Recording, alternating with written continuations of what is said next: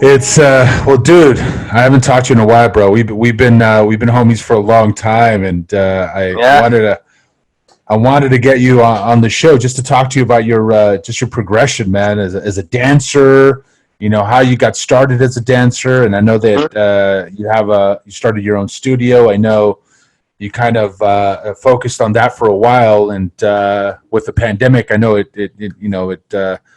put a stop to a lot of things. So, but yeah, man, I wanted to see, how'd you get into dancing, man? Even that was way before we even met, right?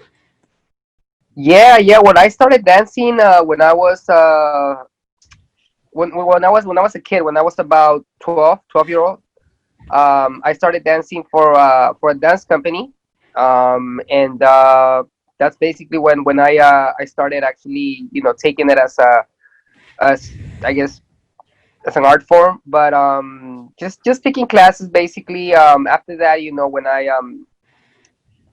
when I reached already my adulthood, after my 18, after I got my car, after I was 18, I started actually taking lessons at other studios. I always say you are your own instructor. You are your own, designer of your destiny. So if you want to do something, you just gotta go ahead and do it, and don't wait, for other people.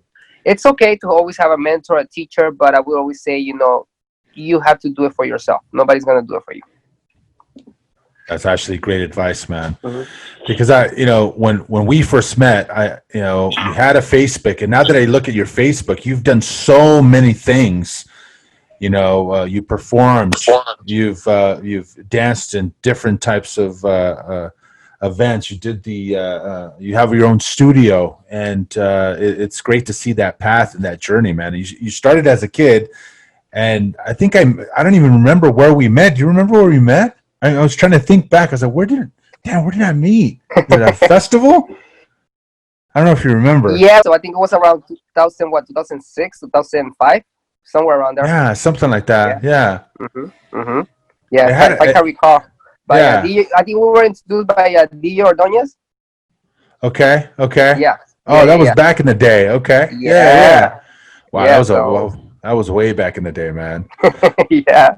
So it was a party. That's right. It was a party in Downey. I think that's Mm-hmm. where. Yeah, that's right. Yeah. So back then you started taking. You already knew how to dance from a young age, and when did you get into the salsa scene in LA? Was it around that time, the time that I met you before? Well, basically, I started actually doing the salsa scene since I was 16. Yeah. Nonetheless, Here in LA or in Peru? no, in LA. In LA, I arrived here in LA when I was 9. Okay, cool. So basically, I joined that dance team when I was 12. But I was always What dance team was it? Local or?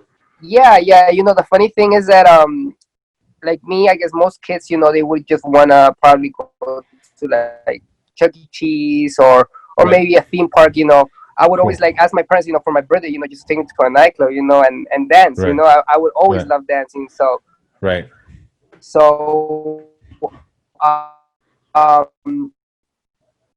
basically, there 1998, 97. So around that time, they wouldn't allow, kids. Nowadays, you have some socials where they do allow kids to Right. participate. But now, Right. back in those days, it was very different. So basically, we would go to like Stevens and basically go for the dinner. Just and then we would just stay afterwards. Kind of like just sneak in other words. And that's how they would let me stay in, and this is where I met that director of that dance company called Rimi Sabor, which is a dance company located in Pico Rivera, Cool. and everything started from there. Basically, she a lot of people don't know this, but she was one of the pioneers of salsa dancing. She didn't really pursue it, maybe as other dancers, maybe like Francisco Vasquez, Rogelio Moreno, or Luis Vasquez, which were like basically the ones that shaped the style. Right. But Right. salsa was always around, even in the 80s, here in LA, Candilejas and all those clubs. Right. So salsa, I think salsa's been around since it started. I mean, right here in LA, just you had some places that had it, but it was just the LA style of salsa dancing.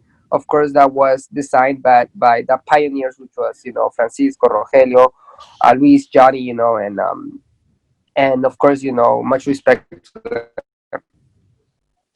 Oh, yeah, right. And that's yeah, you're right. It's been around since the 80s, and it just wasn't our generation. And you had our parents dancing, and that generation dancing in the Right. 80s in LA, and even in the 70s. We have no idea. There could have been a nice little small little salsa scene in the 70s that we're not aware of, because Yeah. it did explode in the 60s, Exactly. Exactly. Exactly. Exactly. Yeah, dude. So that's awesome, man. So you started taking classes at early age, at 16. You went to Stevens. You started really dancing and Yeah. and performing. Hmm. And I remember seeing you just perform and perform and perform with a group, a Hmm. dance group, and you slowly started to kind of progress and grow with that. Right. And at what point did you say to yourself, I want to start my own studio or start teaching other people? At how long into that progression? I think this was around when I was a teenager. I kind of figured it out. That this is what I wanted to do. Maybe Yeah. around 16. Okay. Even back then, I would go to I don't know if you remember this club called the Sage. No, this was actually after maybe when I was 18. But there was another one called Dreamers Lodge in Studio City. Albert Yeah. Torres bought it the club, Hmm. under 18 to go in. So basically, we did that, and after that, of course, I decided to pursue it, and Right. I started taking more lessons. I joined another dance. So at that time, when I was a teenager, I started dancing with two dance companies at the same time. Oh, damn. So Oh, yeah, shit. yeah. So basically, I was practicing almost every day. Right. But afterwards, I just started taking classes and classes, and the thing is that I feel that me myself, I did this. I had a lot of help afterwards, but when I was younger, I didn't really have a lot of say support Right. or any type of guidance. Right. So Right. when I was like just when I was 18 till like 20, I would say 25, 26, I didn't have no type of I would say guidance or help from anybody in that sense. So I just kind of had to do all of this stuff by myself. But it was good because there's no experience like experience. So Yeah. that's That's true, mhm. man. Yeah, because you come a long way as a Yeah. dancer. And who are some of the people that just inspired you as a dancer? Just kind of looking and maybe taking classes from some of them, or just people from a distance. Right. Well, the thing is that I started taking many classes. I think in everything, every profession, you have to be well rounded. So I Right. started taking ballet. I started taking gymnastics, hip hop. Not only salsa, Nice. because salsa, it's good, of course, but I mean, you also have to know even the origins of it, and a lot of. I feel that a lot of dancers, they don't know, the history behind everything that we do. That we listen, or even not even just dancers, just there's musicians, there's DJs, there's everything, that they don't have a background of what this music comes from. Right. So I started doing a lot of that, and studying a lot about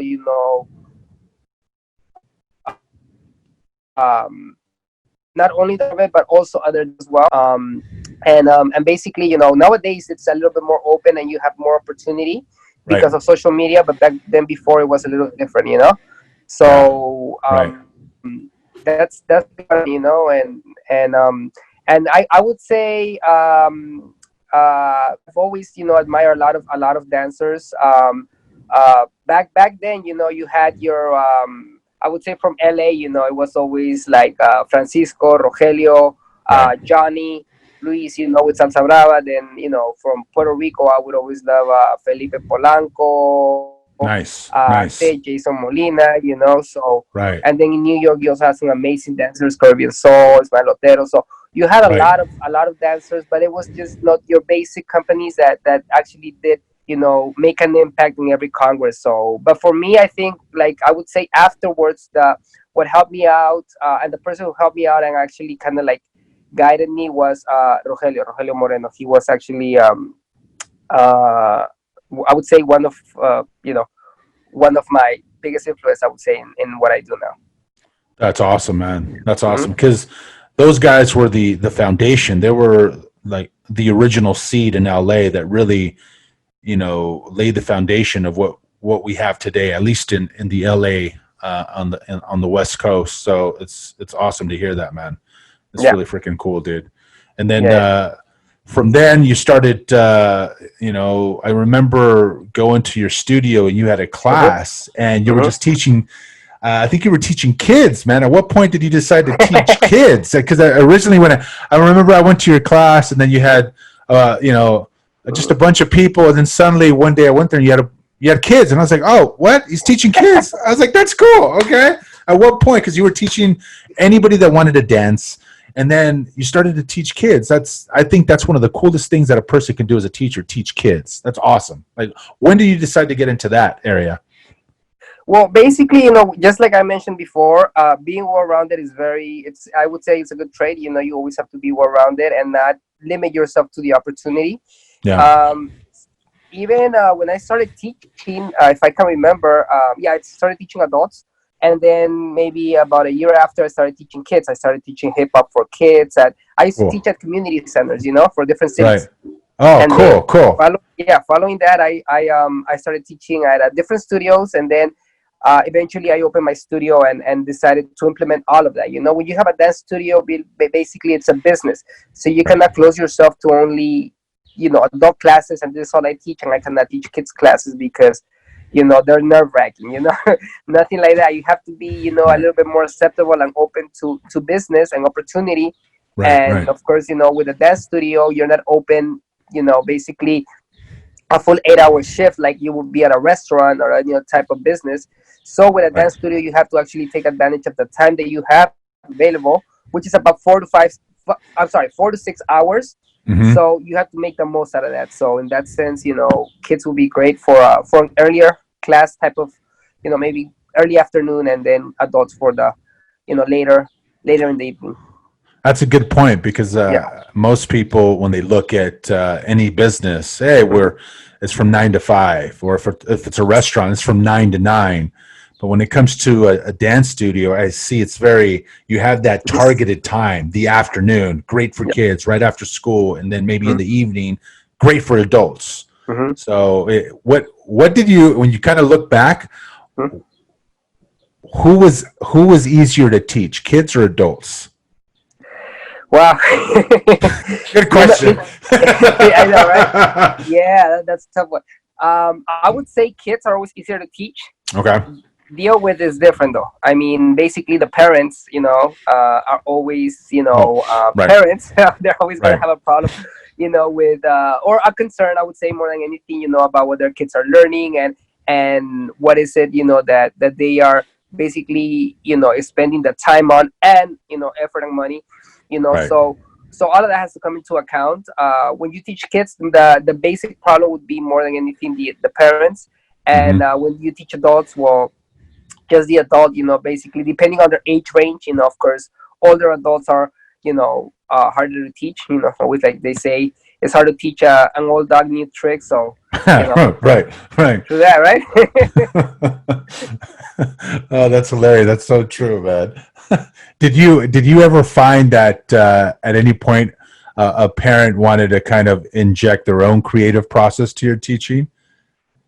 uh, yeah, yeah, yeah, yeah. I had Yeah. some parents that were actually, even like t-ball trainers, basketball, soccer, even. Okay. So they Okay. actually, did actually, and I did take that. I mean, it's always, like they say, constructive criticism, or anything you can Yeah. take, it's always good. You should never be closed down to advice. Yeah. No, I agree with that. Yeah. Absolutely. So you started, when did you start? How long ago into the teaching and because usually from the journey of a dancer, you start as a dancer and then you figure out that you love it and then you start teaching. At what point did you say, oh, I want to start my own studio? I'm going to look for a studio. I'm gonna go into that side of the business. Was it a year, 2 years into it where you decided to start your own business within those confines of a studio? It was funny how that started, because it was just a spur of the moment type of thing. I said, I try many things. I try commercial dancing. Yeah. I auditioned for the first season of America's Got Talent. I What? I didn't auditioned know for, that. Oh, that's yeah, dope. Okay, yeah. No, that's I dope. mean, they have, believe it or not, they have so many auditioners that they only probably put maybe less than 10% of the people that audition for. They Oh, broadcast them. So right, right, it's so many people that audition for it that it's just, yeah, it's sometimes ridiculous. But right. that's TV. And I did also. So you think you could dance? Cool. I auditioned for the first two seasons as well. I made it through the second season, but then afterwards, I was cut off. But nonetheless, I did a lot of commercial dancing through the first years, I would say, of my dance career. Cool. Following Cool. that, I started doing more teaching. I started focusing more on teaching and maybe Nice. more the nightclub scene. You know, Okay. Okay. and I would still do my kids' classes and everything. I wouldn't just close myself to that. I would do. There's always, like I always say, you should always try to maintain busy and not only just do, okay, I'm just gonna do this nightclub and I'm only gonna work like one night a week. That's nothing. Come on, you have to really try to extend yourself and do as much as you can. Yeah, and it helps you get out there, right? You're out there, you're meeting people, Yeah, you're getting students for try your to own right. so mhm, That's exactly. dope. What's the So following and that, in yeah, yeah. hmm, No, go following ahead. that, Fun. Hmm. yeah, following that, after that, I used to teach at a nightclub, and they closed down. So basically, I just said, you know what? Let me open my studio and see how that goes. I tried this, I tried that. Let me open my studio and see how that goes. And I Dope. decided to open it, and yeah, and then just work on it. It's a lot of work when you have any type of business. Sometimes you don't even have a set schedule. It's just day after day, and it actually, it's not about the hours. It's about how much you get done. On the day. So Any given day. And yeah, exactly. what year did you open the studio? I opened it on December 2013. Okay. Yeah, Wow. Wow. Over 5 years, man. That's awesome, man. yeah, Congratulations, brother. Yeah, because yeah. Thank you, thank you. congratulations, because to open up a studio, that's hard work, man. And 2013, that was, did you use, how did you get your studio out there? Just getting students? Did you promote it on social media? How did you get the word out on your studio? Um, yeah, it's social media. It's Yeah. when that happened in 2013, they had the Facebook was just starting to, it was already Yeah. come up, but It's true. but You're right. as far as like business Facebook, it was just barely, establishing. So Yep. so it was something new for everybody to start promoting on Yeah. social media, for their businesses. So I started doing that. That helped me a lot. Also, of course, engaging with public services, and always, I would always try to do like we would do festival first, around the city, local, and then also we would try to go maybe like we would sometimes do competitions, LA County Fair, a lot of different things that promote your business and bring more people into you. So you always have to put yourself out there. If you don't, then people are never gonna find what you offer, and always try to set yourself apart. Always see your competition and try to set yourself apart from the other people, so Right. that way you can bring something different to the table, more interesting, and maybe um, in a way, they will probably expand their knowledge, when they come to your studio, rather than to come to just the usual dance studio where they just teach you the traditional dances or disciplines that are offered at a usual studio. Right. Awesome, man. And what are some of the disciplines that you currently teach? Because I know you teaching salsa, and you're an Hmm. amazing dancer. You're an Thank you. amazing dancer. So, what other disciplines do you also teach? Well, right there, I mean, basically the thing is at the studio, I of course I'm the director, but nonetheless we have about six instructors in there. Nice. Yeah, Okay. Awesome. we have different classes. We start from very young age. We're actually starting now from even 2.5 year olds. We used to do 3 year olds. Now we do 2.5 year olds. Oh, that's cool. Yeah. That's so So cool. yeah, they're so cute. They're just barely learning how to walk, and it's like and now you're teaching them how to dance, and yeah, they just they're super adorable. So that age group will be 2.5 year olds to like Mhm. 4 year olds. Okay, and that's our tiny talk class. You know, it's basically very very basic. We just kind of teach them, and you gotta play around with them. So that's basically our ballet class, pre ballet. It's called pre ballet. So then following that, we have our ages, which is 5 to I would say 5 to 7 year olds, Okay. and that's basically our combo class, our hip hop class. The Cool. other instructors teach as well, baby hip hop, yeah. And Oh, then cool. we also do Cool. gymnastics. We also do for Oh, the other classes, yeah, nice. yeah, gymnastics, hip hop, ballet, breakdance, Latin dance. Yeah. So as of right now, yeah, we're not really since the time is limited. We cannot open. I would only offer like specialty classes, like if you want to learn how to do like Afro, Puerto Rican, or Hmm. Hmm. or stuff which a lot of people don't really put out there. I mean, they always put Afro Cuban, but where's the other side of salsa, which is Puerto Rico, Boricua. That's So true. That's you true. know, Oh so I always man. try to see that. So and I always try to I guess a lot of people don't see that part. They just see like as a Cuban, but not a Puerto Rican. So in that sense, I like to always tell the people, and actually in my classes now I'm offering Puerto Rican and Cuban salsa, because a lot of people basically in this area in LA, they just know either on one or on two, but Right. there are so Right. many on ones or on two, so Right. you Right. cannot just derive it by the number. You have to say, okay, on one, or there's on two New York, there's on two Puerto Rico, right? There's Right. on Right. one, LA, and there's on one Cuban, casino. So I Yeah, mean, because yeah, it's different styles because you have casino and then you have Puerto Rican on two. It's just yeah, hala hala, different, huh? yeah, different styles, different movement. That's so true. Hmm. That's awesome that you have like I didn't know that your studio had all these different disciplines. You had the hip hop, you had the gymnastics. That's freaking awesome, man. Yeah, thank That's you. that's incredible, dude. And you decided since you started your business, you went full time. You stopped working, whatever you're doing with work. This is your job. This is everything. You're the executive director of this dance company. It's your dance company, and you've been doing this full time for over 5 years now, right? Yeah. Hmm. That's fucking amazing, man. That's no, it's. I know for you, it's like okay, I just got a dance studio, but the sheer hustle that a person has to do to Yeah. make their business become a profitable or at least a sustainable business, that's hard work, man. Oh yeah, it is. It is. It is. It is a lot of long nights. Mostly, Yeah, a lot of my instructors will tell you, recital season. That's when we get really busy, and it's like sometimes there's a full week of no sleep. So it's just it gets to be very very tough, but it's worth it. yeah, yeah, absolutely, man. And how has this whole fucking thing affected you, man? The whole thing with COVID. I know it's my heart goes out to every dancer, every person that's in the clubs, every promoter, every DJ, anyone that teaches in a studio. My heart goes out to everyone. How have you been dealing with this, man? It's got to be tough.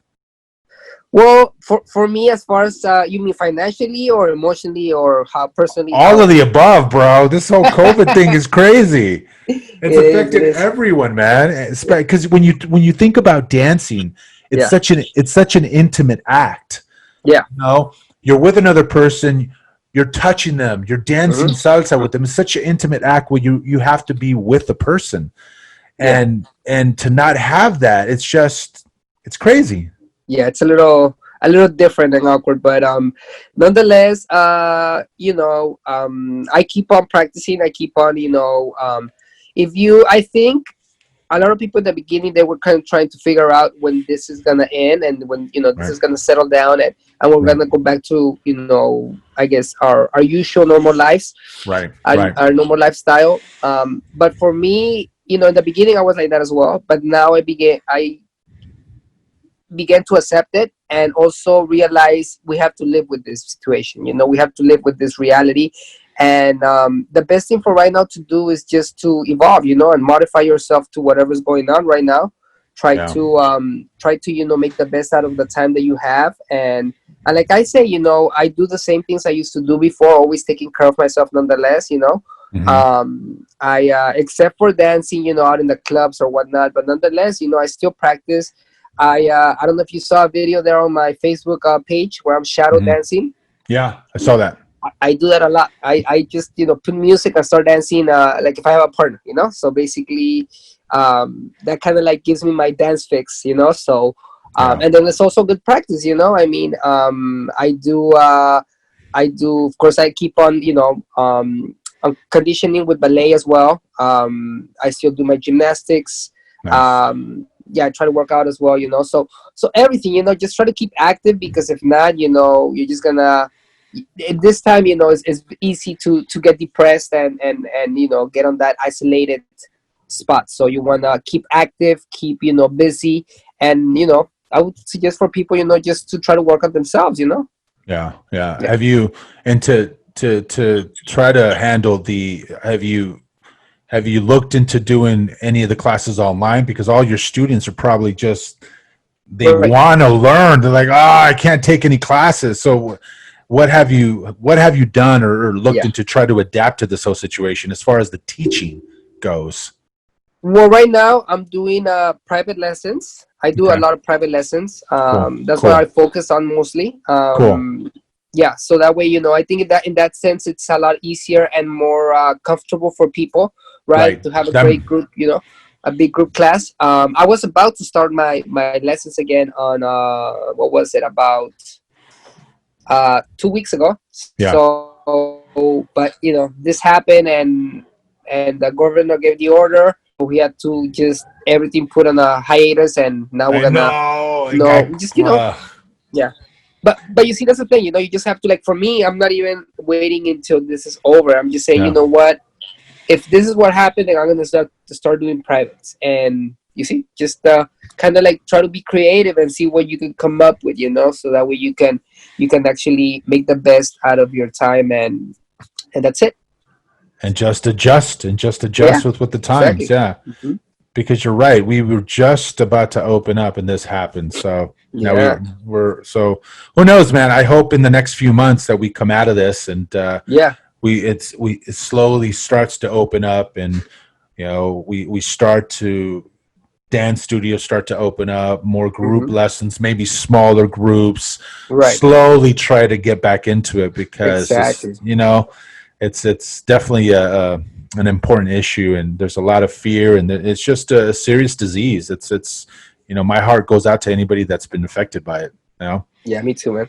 Yeah, It's yeah, yeah. Basically, it's crazy, man. So, but awesome, dude. So, like, what's your plans with the studio, man? Are you looking to focus on teaching more kids? Are you looking to expand? What's um, what's what's your goal, brother? yeah. Everyone's got I'm to go. Everyone's got everybody. to go. Yeah, you have to, you have to, of course. Yeah. Well, basically, right now that we have, all this time available, and you have a lot of time to think about yourself and kind of grow as a person. Right. Me, I would say, for my studio, my plans, my goals would Hmm. be, you know uh just I would say, keep on doing what I love. Maybe try to make my studio more versatile, get to a point where I will have, like basically just nurture the dancers, starting, from very young all the way up to, a certain age, and that's basically my goal for me. Cool. Maybe if I can see the passion, there's no, for me, there's no satisfaction, like, as far as an instructor or director, to see my students compete, perform, the final product, that you make out of it. Yeah. And when you see them grow with that, it's just, I guess, a feeling that nobody else can give you, because it's just so self-rewarding. This is no money involved, this is nothing, this is just you as a person and what you're worth. Yeah, dude. That So. must be one of the greatest feelings. Like I can't say I feel it. Mhm. To be able to teach a 2 year old, 3 year Yeah, old, yeah, and it gets to a point where they get to be 7, 10, 12, yeah. and then you finally get to see them perform on Right. stage, and see their path and their growth. That's got to be a great feeling as a teacher. Like, wow, look at like the finished product. It's amazing. Right. Yeah. Yeah, it's so rewarding, man. So Yeah. basically that's what it is, you know. I see a lot of times now. I really don't like to criticize, mostly on social media or public, you know, because then Let's not people drop any think that names, bro. Let's not drop any names. and I had to look at me, right? Don't do it, bro. Don't do Yeah, you know, this happened to you when you were a dancer. it. No, I'm just kidding. So basically, um, you know, people just want to profit out of this. I understand it's a business or whatnot, you know, but it's also an Right. art form and it's also a culture that we do. Not only, you know, okay, let's just do this because it's trending or because it's going to give us money, you know, or something Right. material, you know. Right. Right. Let's do this because we love to do it and because we have a passion for it. And let's look at the more, I would say, profound side of it rather than just looking at just getting paid and you know, having as many students as you can, you know. Right. So that's what I see a lot that happens now, even with social media. You know, a lot of people, of course, you know, they try to put stuff on their social media platform and try to, like, you know, basically make it like a trend or whatnot. But Right. Right. I mean, to become, I guess, aware of it, you know, there's so many things that, like, you know, even like, let's say pachanga or bugaloo, you know, that's Mm-hmm. been on for a long time, you know. it's Right. it's you know, and then they just now it's just become a trend, you know. So it's kind of like, Right. Right. you Right. know, you know what I'm saying. So I mean, it's like, come on. And then, I mean, what are you talking about? You know, all of a sudden you're gonna come out with like what song and it's gonna be a trend. You know, that's been for years. You know. Right. Right. So I mean, in that sense, I would say, you know, just you know, do what you love, but nonetheless, don't forget about where this comes from, and to actually just I would say for all the dancers to kind of like educate themselves in the sense of, like, you know, if you're gonna teach, try to really know what you're teaching and try to know, you know, where it came from, the origins, and basically, you know, just kind of like Mm-hmm. Mm-hmm. yeah. You know, and you touched on a very taboo subject there, which a lot of people don't talk about. They don't Right. like to talk about it, and Yeah. that is the subject of there's so many people, and I'm sure this happens outside of LA, where you have dancers who maybe have a limited amount of experience Hmm. in the dance world, and they decide to teach. Right. So that's what you just said. It's great advice. It's really learn the craft, because Hmm. I can't tell you how many times, and you probably have seen way more than I have, Hmm. the amount of instructors that teach and are out there teaching, and they probably shouldn't be teaching quite yet. Yep. Yeah. But you gotta understand, you know, like in every I would say profession, you have, you know, you have your instructors, which is your teachers. You have Yeah. your dancers, which is the performer, and Right. of course you have the choreographer, which is the creator. You know, the creative mind, the director as well. You know, so the same thing. I mean, if you're gonna make a movie, you're not gonna have I mean, in some cases you would, but you're not gonna have the actor do all the work. You're not gonna have the actor be the director and you know, the screenplay. You know, I mean, it's just too much. You know. That's a good analogy. Yeah. Right. Shit, that was funny. Oh my god, bro, dude. When you look at some of the people that are actually watching this, and maybe they want to become a dancer themselves, what kind of advice can you give them that, you know, they want to get into dancing? Hmm. You know, what kind of Well, advice can you give them?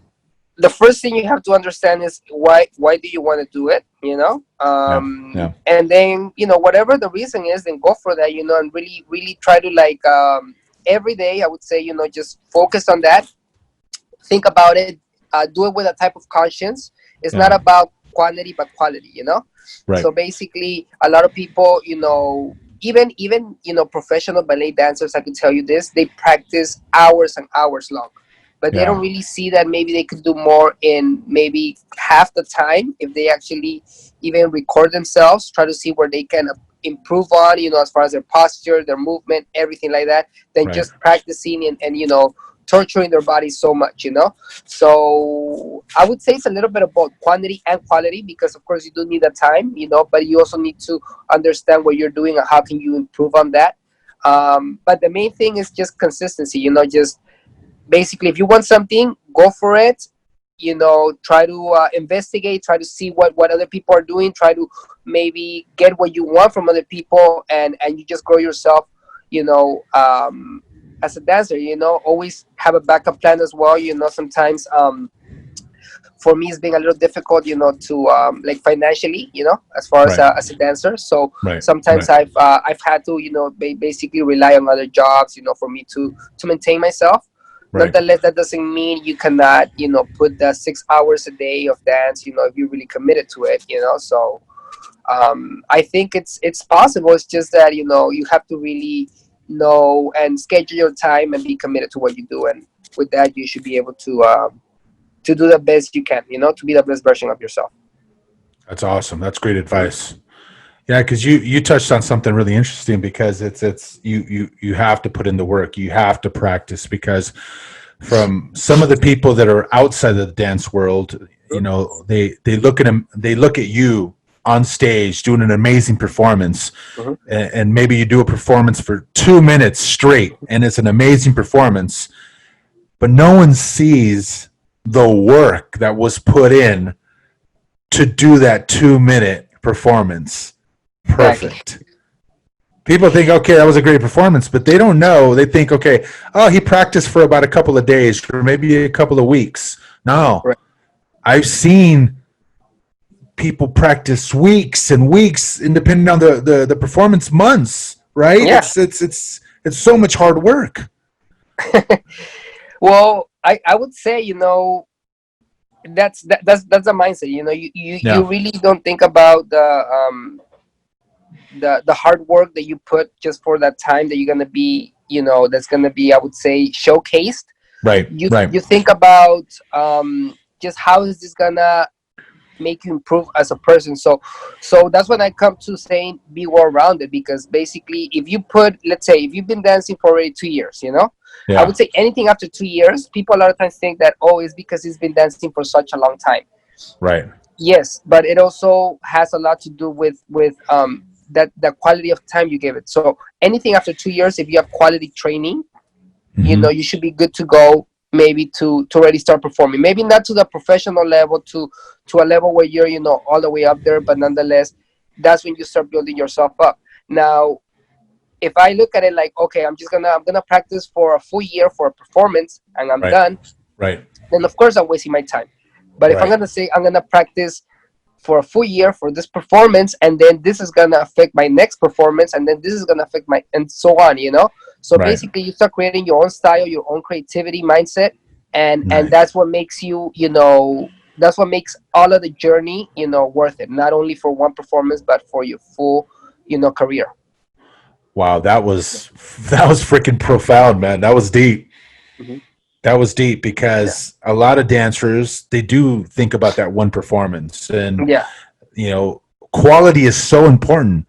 Oh yeah. No, yeah, no one really has, is at least the people that I spoke to, have phrased it in the way you have. Hmm. Quality is so important, because a dancer Hmm. can learn for 3 years straight, Yeah.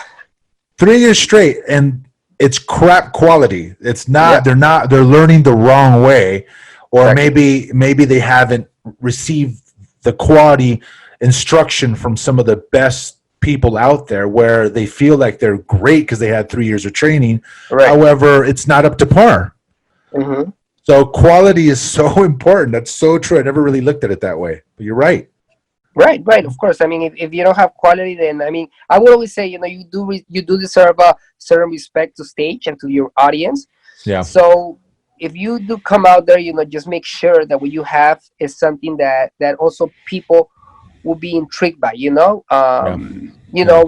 Like I would always say, a lot of when I always try to see these two aspects, Cuba and Puerto Rico, because that's, for me, that's the origin of what we basically teach or do as far as salsa.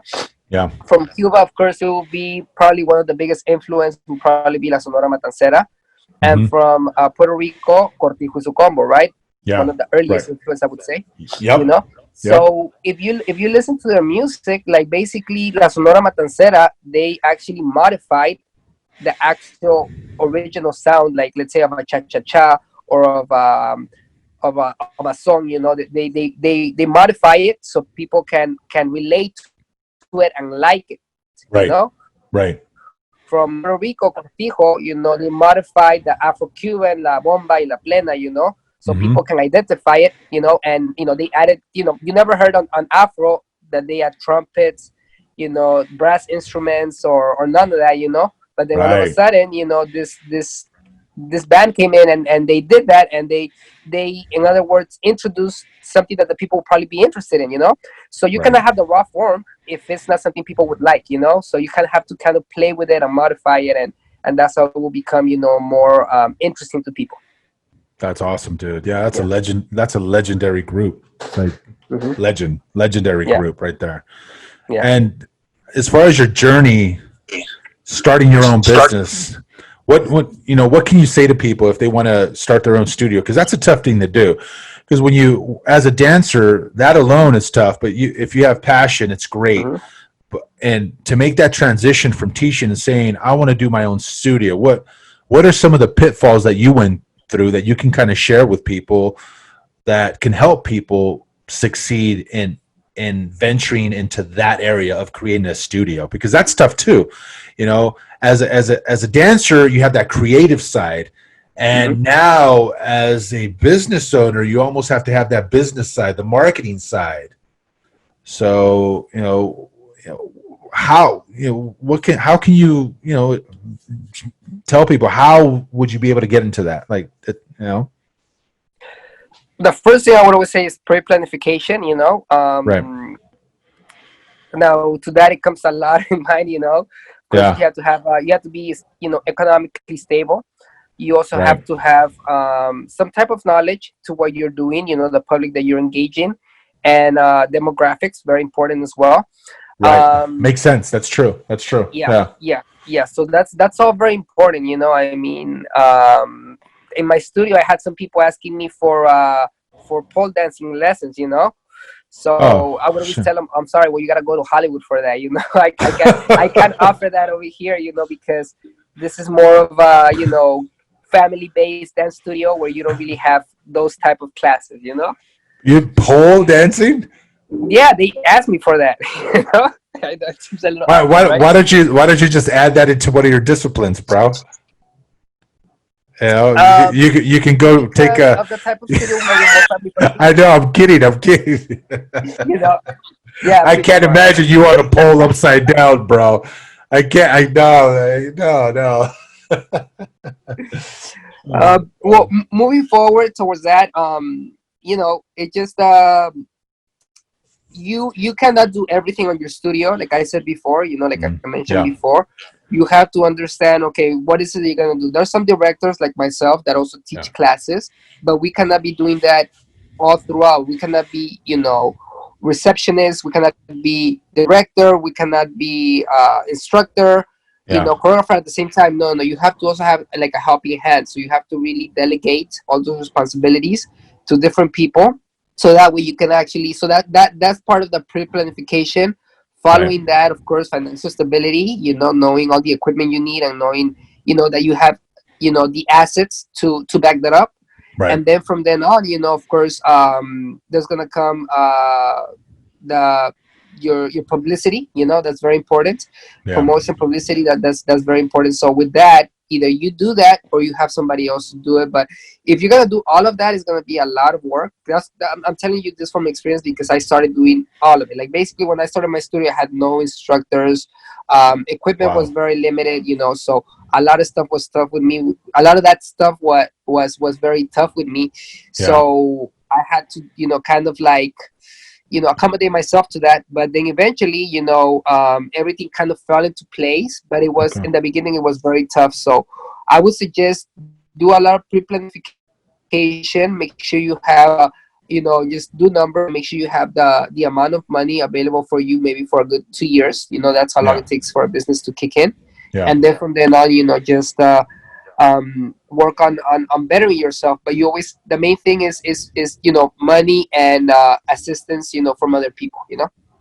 That makes a lot of sense, dude. That's because you're going on 5 years strong. So that alone is a testament to all your hard work, man, because that's tough to run a business for more than 5 years. Most businesses fail after the first 2 years. So, Yeah. so dude, that's mad respect to Right. you. Mad respect to you, dude, for all the hard work because every time I see you, it's just you're always an outgoing, nice guy. I've never seen you like in a bad mood. So it shows you how you Okay. carry yourself, and you're always talking to everybody. So it just shows you how you carry yourself with We- other people, man. No, it's probably because you haven't seen me in years. that's true. That's true too. What are you trying to say? That you're an asshole now? um, Sometimes on I on love that. I Facebook. love that. See, that's why I love it. That's the thing I love about you. You're always honest. Like, yeah, Yeah, sometimes. my worst times are on Thursdays around 6:30 p.m.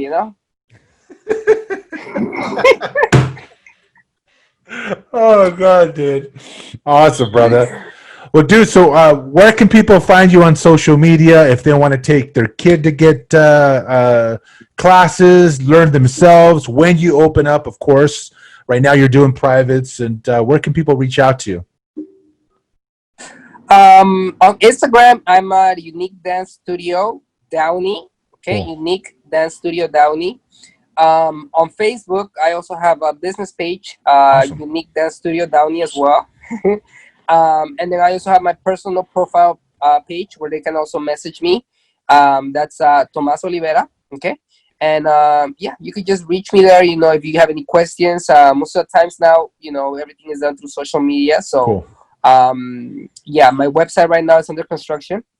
But nonetheless, you can still reach me through social media on Facebook, like I said, and Instagram, Unique Dance Studio Downey. And then my personal page, of course, Tomas Olivera. Awesome, brother. Well, brother, I want to conclude it with, dude, I've known you for a long time, even though I haven't seen you in a couple of years, and you're probably like, dude, I haven't seen you in a couple of years. Hmm. So, you've been really, when I look back at your path, you've been an inspiration, man, because you were started as a dancer, you Hmm. started teaching, and then you went to start your own studio. Now you're teaching kids. You created an entire career out of this, man, and it takes a lot of hard work. And I have so much respect for what you started and what you're in now, Hmm. and I wish you so much success, brother. Thank you, brother. I appreciate that. Yeah, you see, we known each other for a really long time, and Yeah. the same thing I have to say about you, man. I mean, when I met you, you were just such an outgoing guy. It's so funny, that you're such a tall guy, and you have a nickname called Tiny. It's just, but I mean, it's funny because I am the one that's tiny. Compared to you, I'm like at your shin, I think, level or something. So it's it's just so funny. But I mean, even though I mean that just goes to your personality. Even though maybe you're so big and you could be this very intimidating type of person, you're a very friendly and outgoing person, and I think that's something we should never lose. As people, we should always try to be as inviting as we can, and in these times of need we need that, because we never know when somebody might not be here. So let's try to have some more unity, some more love, and let's not be so, I would say, competitive. It's always good to be competitive, but not competitive in the sense where you are basically putting a person down because maybe you're not there yet. Let's just try to help each other out and love each other in this time of need. So that's what I would basically say with all the salsa community, that now happens to be. Yeah, that was the perfect way to end it. Mhm. Let's try to work together. Let's try to bring a little bit of love back into the community because it seems that that's what it needs right now, you know? Yeah, yeah, yeah. Yeah. It So actually, Awesome, brother. You know. Well, dude, thank you so much for being a part of the show, brother. You know, you've been an inspiration, man, and you know, we got to get together soon. Once this whole thing opens up, man, we gotta catch up, dude. Every time I hang out with you, it's so much fun, brother. So Yeah, for sure, man. You know, just let me know when and where, and you know, my best times are Thursdays at 6:30 p.m. 6:30. There you go. All right, brother. Great talking to you, brother. I'll talk to Okay, you soon, man. same here, bro. Have a good one. All right, brother.